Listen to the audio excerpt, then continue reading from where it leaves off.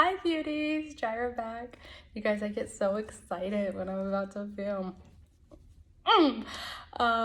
So back with another video. This is the last one for Taking Care, the Taking Care series. And so if you guys are new to my channel, thank you and welcome for coming. This is Coco Cares with Jaira, and I'm Jaira. I know. I never do like an introduction or anything. I'm just like, just come for the message.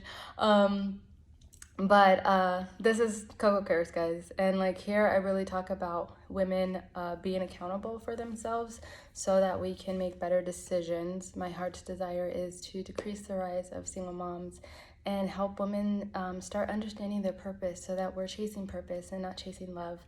Because I feel like chasing love gets us into so much trouble. And I think there's a way to go about finding love, but actually finding the love that's going to complement you and that's going to help you revolutionize the world. So it's like soulmate love, you know, like God positioned love, if that makes sense. But this is not a relationship channel, okay? This is accountability channel.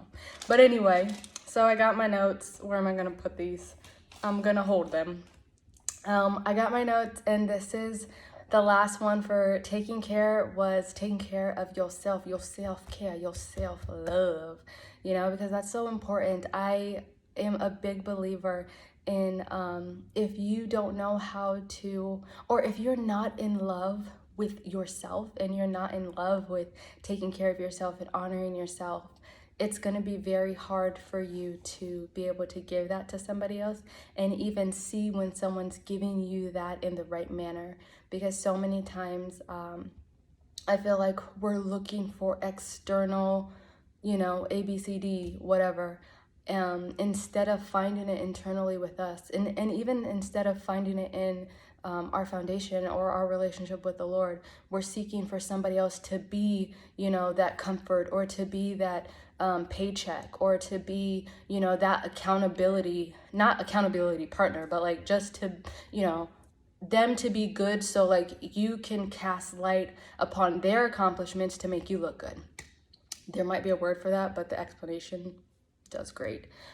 So I think self-love is a major part of understanding how to love yourself better and how to love others better. And when you can love yourself better, I think that you can really love other people because you know how to love right, you know? And then you are able to understand when someone's not loving you right, like, hey, I can walk away from this and I can say no to this because I know, you know, I know the greatness that I'm giving to myself. So I know and I am able to understand what I should be expecting, you know, instead of just expecting something because that's what you see in the media or that's what you hear from people, but you don't even do it for yourself, you know, like, no. You have to start with you first.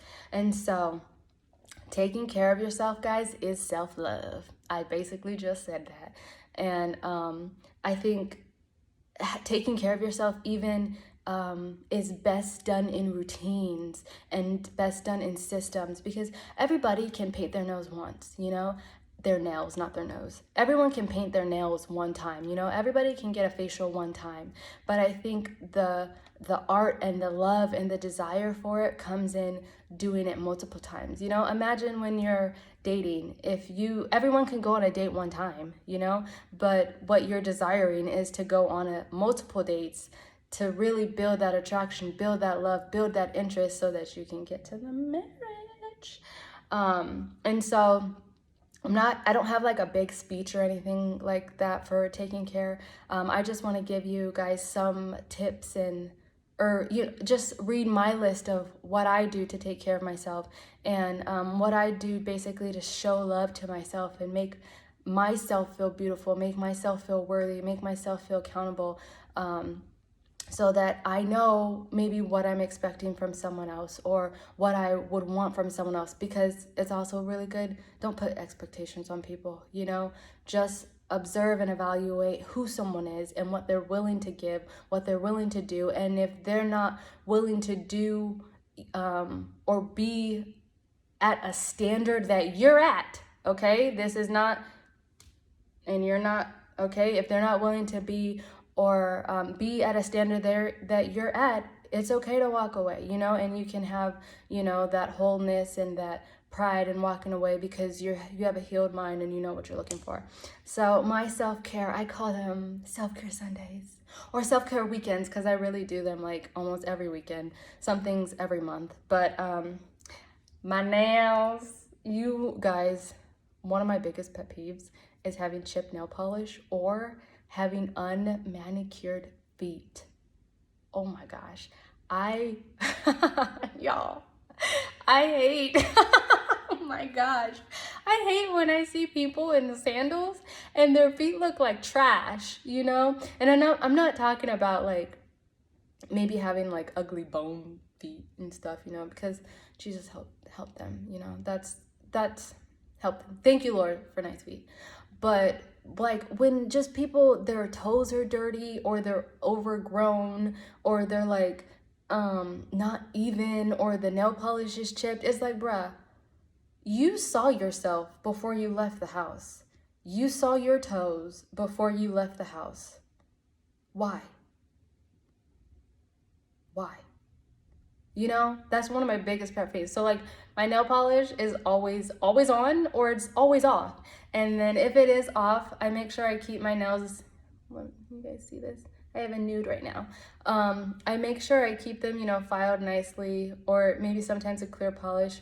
Or if I have no polish on, just keep them nicely buffed, you guys. But taking care of my nails, taking care of my hair, this crop, y'all, okay? This is hard work. Anybody who says natural hair women are lazy, you should get shot with a BB gun, because this is a once a week type of process, you know? And then you gotta learn the art of it, but we're not gonna get into that. Waxing, I wax once a month. I don't enjoy body hair. I think that was designed by Satan, obviously. We know God gave it to us, you know, because then people didn't wear clothes back then. But I'm just like, Lord, why did you have to put hair in certain parts of the body for women? Like, come on. So facials, I do facials once a month, and I do mini home facials. So I do my own mini home facials once a week. I have a steamer, and then I have like all my products. Okay. But one reason why I do facials is because when I was younger, I had really bad acne, like really bad acne. And I used to really not, I used to not like going outside, especially because I also had very oily skin. And so it's like all these pimples, and then like the sun was just, you know, bringing out this chocolate goodness, and it didn't get better until I went to Proactive. And then when I started using Proactive, it was like night and day. But then after, my skin got used to the Proactive, and so I had to find like my own regimen and stuff. And what really helped, my mom started having me get facials, and that really helped. So that has just been like, you know, my go-to thing. And now I'm really good in skincare, and I do a lot of studying in skincare. So I'll do like my own little mini home facials, you know. Body brushing, I brush my body every day. Every time I get into the shower, and even when I get out of the shower, just to relieve like dead skin and to keep my body feeling soft. I think as women, you should take pride in being soft and feeling, you know, feeling good, you know, feel good, feel like a little baby. Taking baths, I think baths are a really good way just to de-stress and to get yourself out of your own mind, to feel like zen and beautiful and just, you know, worthy, I would say. That's how I feel when I take a bath. I know it's just a bath, but I'm just like, yes. You know, I have my Epsom salts and my candles around and my bubbles, and I put rose, what is it, Lord? Essential oils in my bath, you know, or sometimes eucalyptus in the bath. And I feel great. Sometimes I read in there, sometimes I listen to meditation music. I really like Japanese meditation music, like the flutes and the rain, and it's just so relaxing. Reading is just a really good way to self-care, self-love. When you read, you challenge your mind. I feel like you open your mind and you unlock your mind.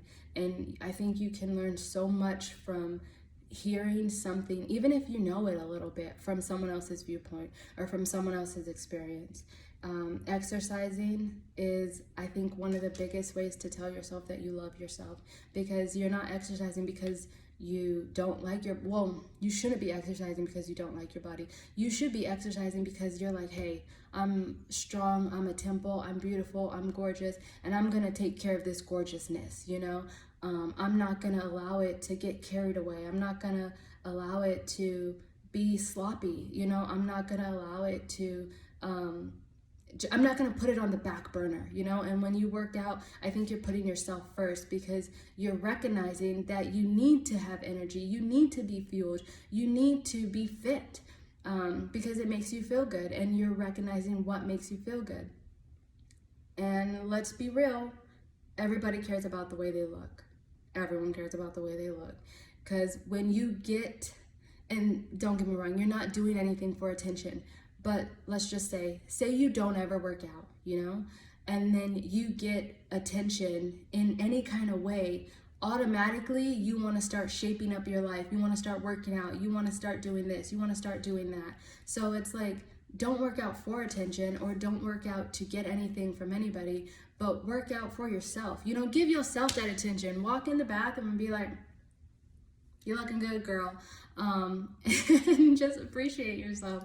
And then last but not least, you guys, wear matching underwear and lingerie underneath your clothing. You can wear jeans and a t-shirt all the time, but when you have like a sexy, cute little matching set, it makes you feel good. It's so funny. Okay. My mom, bless her heart, she's so beautiful. So I remember like growing up, I don't know, I think I was like 12 or 13 or something. And so like I started developing earlier. And my family's Latin, so they're very, they're not big, but they're like voluptuous. Like they're very, I guess, well endowed in all the right places, you know? And so based on, you know, what society says, that's why I say that. But so I started developing early, and I remember like getting out of the shower, and I had like this little bra. My dad had bought me all these sets because my dad really liked buying lingerie for my mom, and then he would buy like young girl like lingerie or panty sets for us. I have two other sisters, and so my dad bought me like all these sets as I started to develop, you know. But then if I wore one and one was dirty, I would just like pick this one and pick that one. And I remember like the door was open in the bathroom, and my mom came in, and like my underwear were on the counter or on the toilet or something like that. And then she was like, oh, what is this? Like, what are you gonna wear? And I was like, what?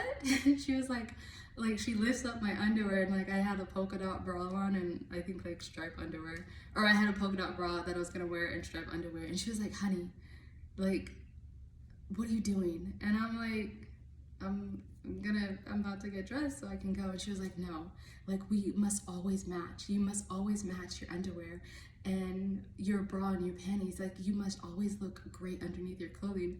I'm like, Mom, why? Like who's gonna see it? Who cares? And she was like, Dre, you never know. Like, okay, so I'm not even gonna get into it, whatever. I was gonna tell you guys another story on top of this story, but no. But she was like, Dre, you never know. The last thing that you need is to be in a bank, and the bank is getting robbed, and the robbers make everybody strip down, and then everyone's gonna see that you have a polka dot bra on and striped underwear, and you're gonna look like a fool. And I'm like, seriously, mother? During a bank robbery, that's what we're gonna be focusing on? My unmatched underwear? Like, for real? But I knew what she was getting at, you know? But I'm like, okay, Mom, like, you know, don't wear these. Like, if this is dirty and this is dirty, go find something else that's clean. So, I mean, it was really good learning that, like, at 12. I was like, who's even gonna see it? And she was like, it doesn't matter.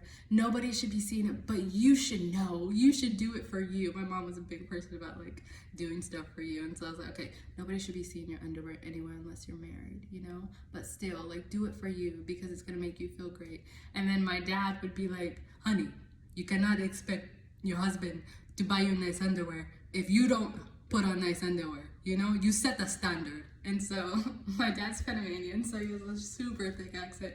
And I'd be like, all right, daddy.